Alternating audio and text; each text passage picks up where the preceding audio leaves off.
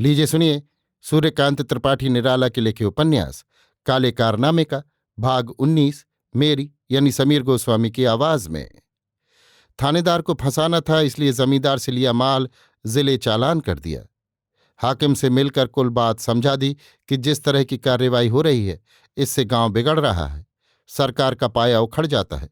लोग जमींदार और सरकार के मातहत नहीं रह जाते, वे मामले को व्यक्तिवादी बना देते हैं।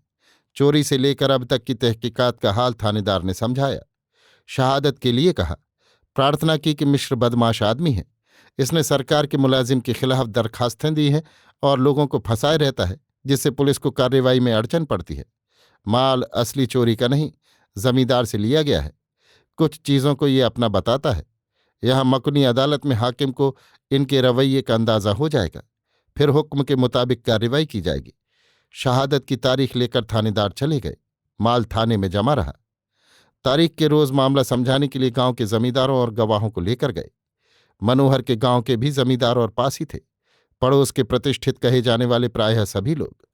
इस तरह फांसा कि थाने के हल्के में कहीं भी मदद न मिले। बाहरी लोगों को समझा दिया, सरकार के बागी लोगों की किसी तरह मदद न की जाए। पहले मामला शुरू हुआ, फिर गवाहियां गुजरी। हाकिम ने सुन लिया, फिर आसामियों की तारीख ली।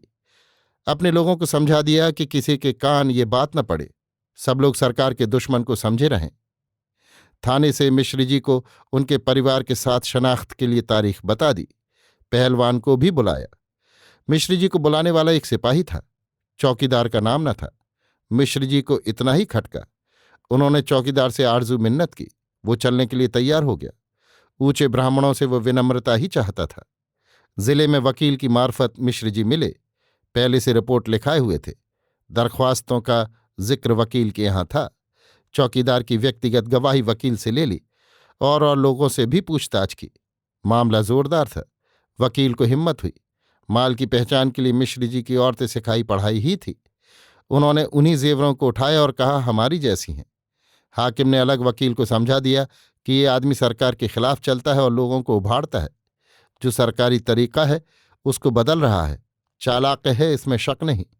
इसके घर की औरतें भी चालाक हैं, मगर सरकार का काम अपने ही रास्ते पर होगा।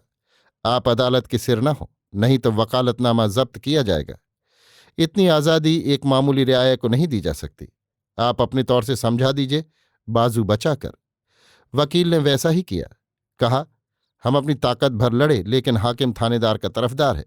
अगर वो चीज़ें आप ही की हैं तो आप जोर देकर कहिए, दूफसली बातें न कीजिए, अदालत को शक होता है। वकील भी कमजोर पड़ता है। मिश्र जी ने कहा, हम जोर देकर नहीं कह सकते। थानेदार की जो मर्जी हो करे, सरकार को मानते हैं, मगर सरकार के मुलाजिम की गैरकानूनी कार्रवाइयों को भी मानना पड़ेगा।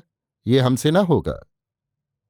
अभी आप सुन रहे थे सूर्यकांत त्रिपाठी निराला के लिखे उपन्यास काले कारनामे का भाग 19 मेरी यानी समीर गोस्वामी की आवाज में।